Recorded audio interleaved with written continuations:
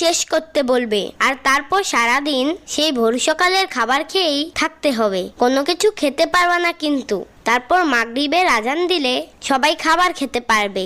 এভাবেই রোজা রাখতে হয়।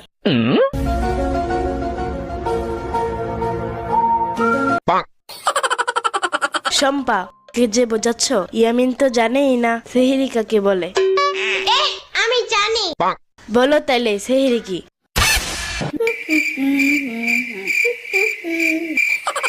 দেখছো দেখছো, জানেই না। ইয়ামিন, আজকে ভোর সকালে মাইক দিয়ে যখন হুজুররা সবাইকে ঘুম থেকে জাগাবে আর তারপর সবাই যখন খাবার খাবে, সেটাকেই বলে সেহরি। ও আচ্ছা। ইয়ামিন, তুমি রোজা এবার কয়টা রাখবা? ইয়ামিন এটাও বোঝে নাই। হা হা হা।